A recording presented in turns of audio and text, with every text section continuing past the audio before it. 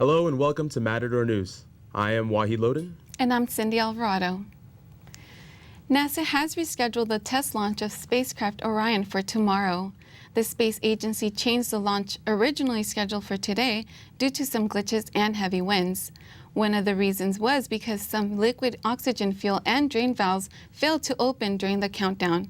If all funding goes through and glitches are fixed, Orion's crew module may eventually be able to carry 4 people on a 21-day mission into deep space for 6 to 12 days. The launch of Orion will be one of NASA's biggest moments since the shuttle era ended in 2011. As protests are growing, President Obama weighed in on Americans' problems with the justice system. Too many Americans feel deep unfairness when it comes to the gap between our professed ideals and how laws are applied on a day-to-day basis.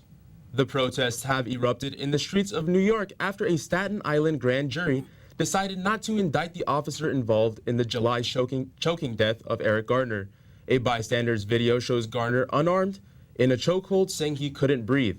Staten Island's district attorney says the grand jury found no reasonable cause to charge Officer Daniel Pantaleo. Groups in Chicago and Los Angeles are also organizing to protest streets and block traffic. Attorney General Eric Holder says federal prosecutors will conduct their own investigation of Garner's death. Now we are going to Matador News reporter Akeisha Nabeta on the CSUN campus with reactions to the decision in the Eric Garner case. The Black Student Union here on CSUN's campus is holding a demonstration today about the injustice in the judicial system. This event is concluding a week protest regarding law enforcement excessive use of force that has resulted in multiple deaths. Political science professor Boris says we should consider changing the grand jury system. Yes, so for me, I think we probably need to get rid of grand juries. Grand juries and prosecutors work too closely with law enforcement to actually indict law enforcement. Today's teach-in takes place in front of Sierra Hall at noon. Al-Qaeda on the Arab Peninsula has threatened to kill American hostage Luke Sommers in a video posted this morning. The video is the first time Sommers has been seen since being kidnapped in Yemen over a year ago. Sommers asked the United States to help in any way possible. Al-Qaeda affiliate Nazir bin Ali Al-Ansi says the U.S. government has 3 days to meet the demand or Sommers will meet what he calls his inevitable fate. President Obama is discussing education at the White House's second annual Summit for Higher Education. The summit involves university presidents and representatives from across the nation, including CSUN President Diane Harrison. The summit is covering topics such as education rates and the long-term effects of having a college degree. A study shows by 2018, the U.S. will be 3 million college graduates short of what America needs to fill expected jobs. By 2025, the number will be 16 million. University leaders are discussing ways college graduates can fill these jobs. House Republican leaders are building support for a bill to stop funding federal agencies. The bill will allow GOP opponents of the president to express their frustrations against his recent executive action on immigration. House Majority Leader John Boehner says the bill positions Republicans to fight the president's immigration policy. The president thumbed his nose at the American people with his actions on immigration. And the House will make clear today that we are rejecting his unilateral actions. And then the United States Senate should take this bill up and pass it.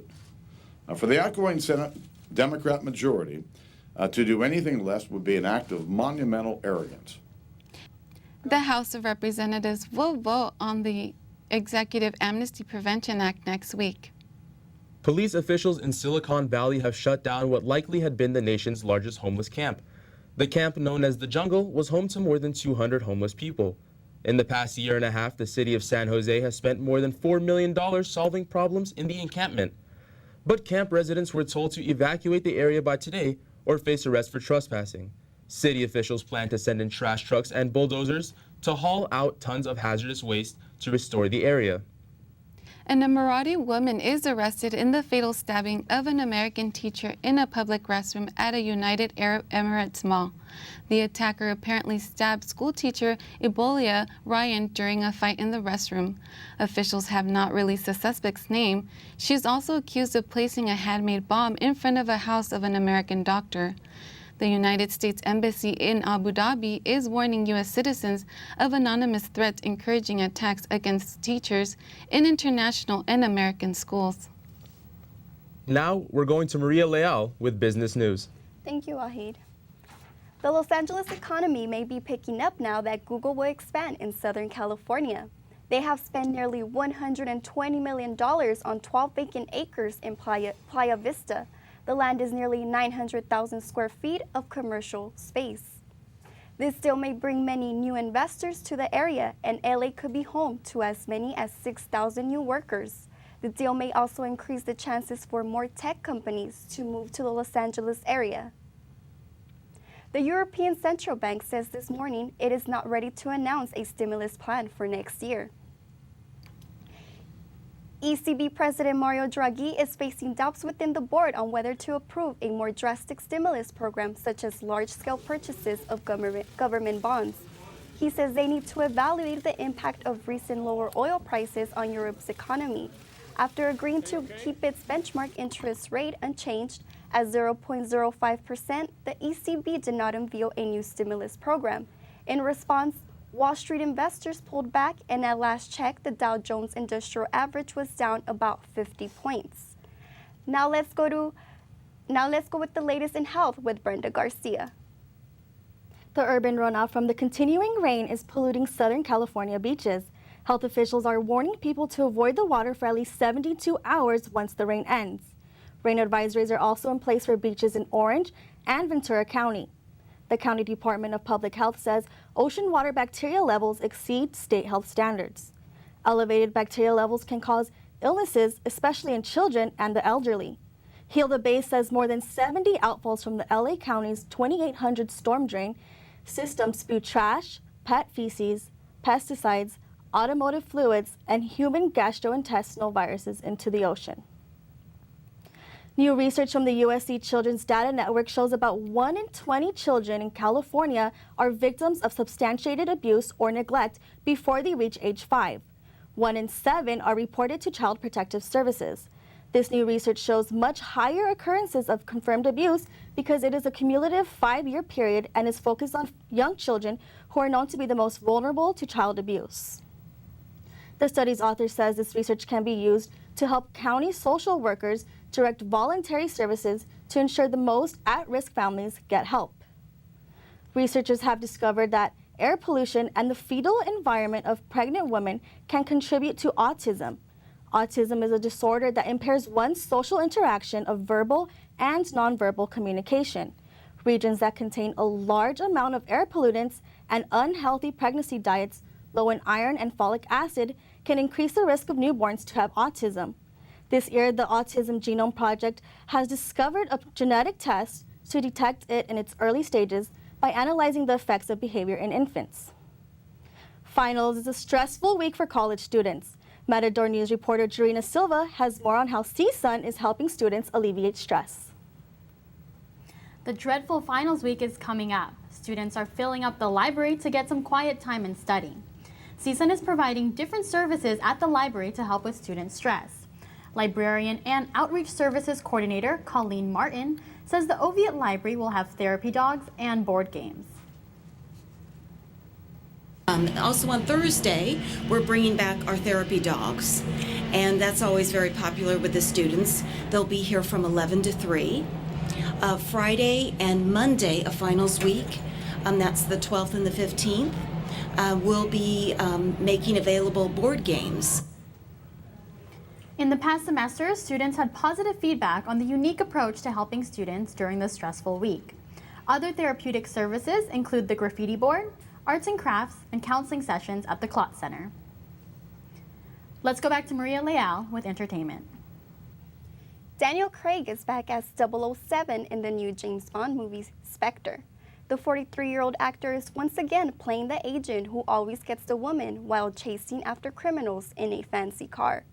Craig has been the face of Bond since he played the character in 2006 Casino Royale, then in 2008's Quantum of Solace, and 2012's Skyfall.